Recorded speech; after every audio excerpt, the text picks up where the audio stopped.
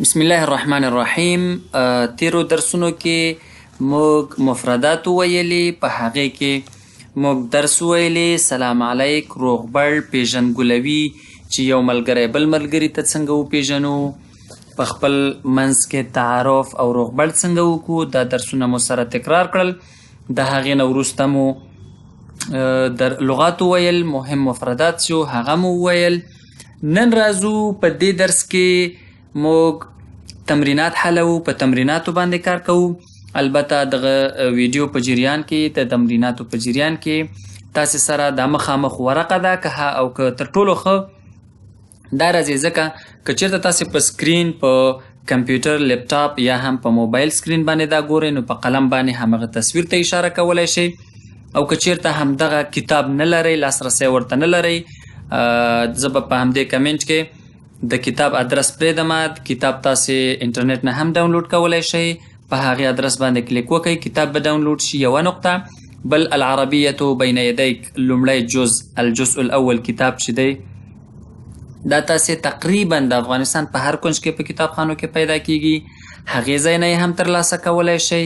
نو که کتاب در سره وي، زه چې کوم نوم اخلم په هغې باندې چې دی تاسې ټک مارک کوئ. اول بیا 2 تصویرونه دي، بیا دویم 2 تصویرونه دي. د کوم تصویر نوم چې زه اخلم او هغې سره صدق کوي، هغلته هر لکه اوله شمېره ده، نو دوی کې 2 خانې دي.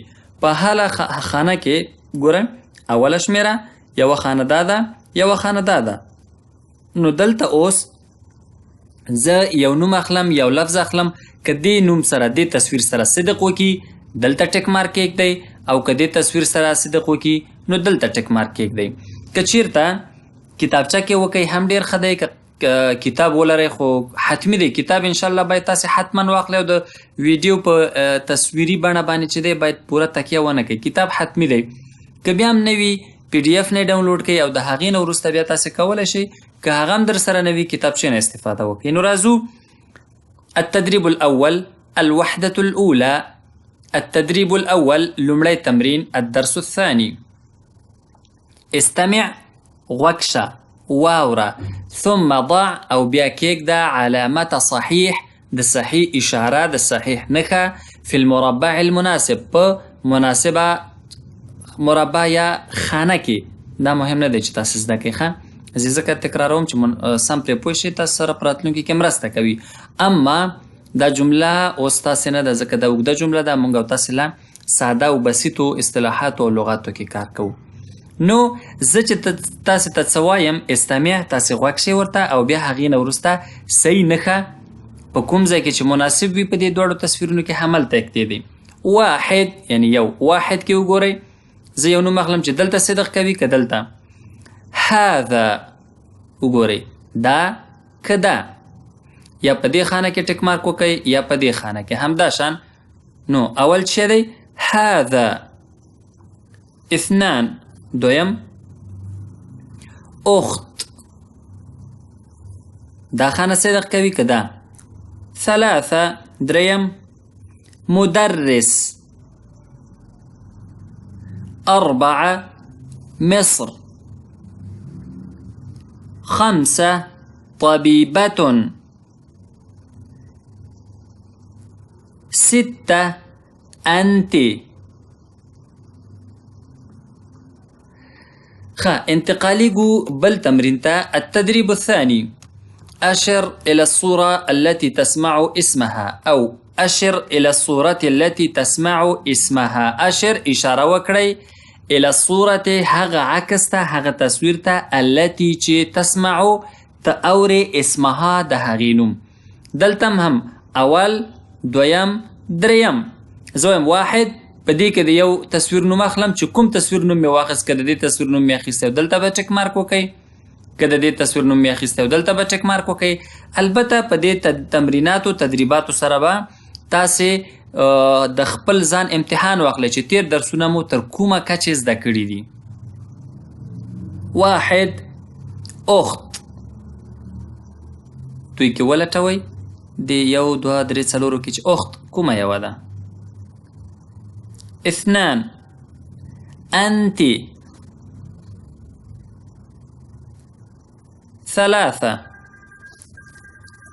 مدرس او یا هم مدرسون. په دې کې دې کې او دې او دې کې مدرسون کوم یو دی؟ انتقالیږو 8 نمبر صفحې ته. الوحدة الأولى الدرس الثاني. لومړی وحده، لومړی برخه، دویم درس. مفردات اضافیه. موږ د دې درس مفردات یا الفاظ یا اصطلاحات زده کړل. اوس را انتقالیږو یو څه اضافي، لکه موږ هغه کوم د دې درس پورې تړلي اصطلاحات لکه اخت، خور، اخ، ورور، مدرس، ښوونکی، یا فرض که هذا دا مذکر، هذه دا مؤنث. نو دغه اصطلاحات چې دي دا موږ زده کړل. اوس یو څه اضافي مفردات، یو څه اضافي الفاظ هم زده کوو. مفردات اضافیه. اضافي مفردات: العرض، پیشکش، presentation، وړاندیز. انظر واستمع واعد. انظر وګوره، واستمع او واوره، واعد او تکرار کړه. واحد یو، اثنان دوه، ثلاثه درې، اربعه څلور، خمسه پنځه. یو ډیره مهمه نقطه دلته دا ده، یو څوک کیدای شي دا واحد، واحدون ولې نه دی؟ واحد یو، واحدون چې کله موږ وصل کوو عربي کې یا د تجوید قاعده دا ده، کله چې موږ په عربي ژبه کې په یو لفظ وقف کوو ودریږو، هغه حرکت یې په ساکن بدلیږي. لکه که دا واحدون وي، واحد. اثنان کوي، خو کله چې توقف کوو وقف کوو، اثنان. ثلاثه تاء مربوطه ده، ان شاء الله په دې هکله به بیا وروسته تفصیلي خبرې کوو. دا په ها بدلیږي. ثلاثه وقف کوو. اربعه هم صحیح دی، اربعه وقف کوو که ډېر اصولي او ډېر ښه یې لولې. اربعه. خمسه پنځه. واحد یو، ګوره یو اول دی چې هغې ته موږ وایو اول، دویم، دریم، هغه بیا وروسته مسله ده. واحد یو، اثنان دوه، ثلاثه درې، اربعه څلور، خمسه پنځه. تر پنځو تاسو تعداد زده کوئ، نو انشاءالله په راتلونکو درسونو کې به بیا نور تعداد زده کوو، تر لسو پورې، تر شلو پورې. تر شلو پورې چې زده کوئ یا کم نه کم تر 12 پورې، نور انشاءالله تر 100 200 او 300 نور بیخي اسانه دی. التدريب الاول، ترازو په همدې کې. التدريب الاول: صل بين العدد والصورة المناسبة.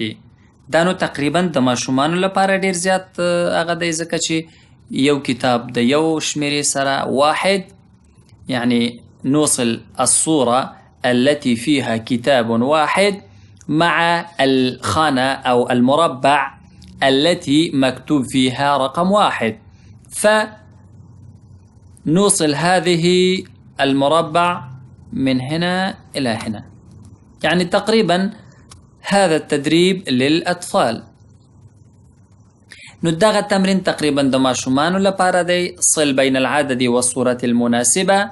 د عدد او مناسب عکس یا مناسب تصویر ترمنځ یو خط کش کړئ، وصل یې کړئ سره. التدريب الثاني: رتب الأعداد.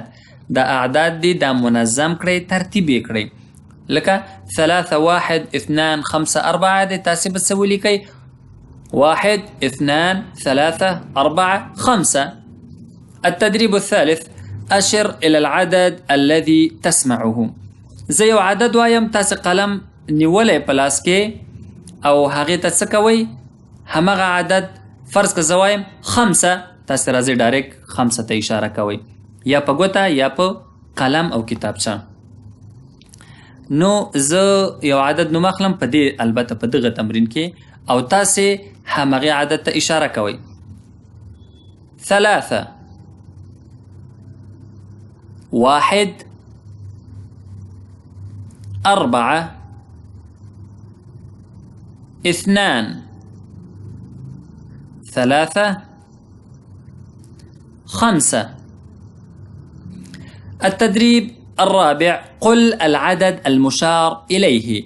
اوس نو په دې تمرین کې التدریب الرابع په څلورم تمرین کې موږ څه کوو، زه دا زما د پوینټر نښه خو وینئ که نه، زه پوینټر ته یو نه یو عدد ته اشاره کوم او کوم عدد ته چې اشاره کوم تاسې د هماغې عدد نوم اخلئ. مثلا زه پوینټر راوړم دلته وایم، تاسې به څه وایئ؟ 3 3. نو همداشان چې هر ځای کې پوینټر ږدم تاسې به د هغې نوم اخلئ. د دې نوم والی اوس، د دې نوم اوس، د دې نوم اوس، د دې نوم او د دې نوم. نو انشاءالله د نن لپاره به همدومره درس بس وي او سبا ته به التراکیب النحویه ووایو. د نن لپاره همدومره درس بس دی. یو ځل بیا تکراروم چې هر رقم سوال وي، هر رقم پوښتنه وي، بېغمه یې همدلته یوټیوب کې تاسې کمنټ کې پرېږدئ، زه به انشاءالله هغه ستاسې پوښتنه حلوم. او بله خبره دا ده چې انشاءالله سر د همدې چهارشنبې نه هره چهارشنبه تقریبا 15 بجې شاوخوا، 15 بجې یا 15 نیمې بجې، تقریبا 15 نیمې بجې ښه ټایم دی. د هرې چهارشنبې په ورځ 15 نیمې بجې به زه یوټیوب کې لایف درس ورکوم. هر چا سره چې پوښتنه وي هغه به هملته مطرح کوي. مخکې به درس هم وایو، وروستنیو درسونو ته به م اشاره کوو. که چا تیرو درسونو کې، راتلونکو درسونو کې، په حالي او جریان په درسونو کې هر رقم پوښتنه وه، انشاءالله په ژوندۍ بڼه به په یوټیوب کې هغه پوښتنې سره حلوو. نو زموږ او تاسې د ژوندۍ ورځې وبښئ، د ژوندي درس یا د ژوندۍ بڼې د درس وعده او نیټه چې شوه هره چهارشنبه 15 نیمې بجې شوه، بغیر د دې نه که زه چېرته په سفر کې وم یا مریض وم. نو نلتقي إن شاء الله في الدرس المقبل، وإلى اللقاء القادم. أستودعكم الله، والسلام عليكم ورحمة الله وبركاته.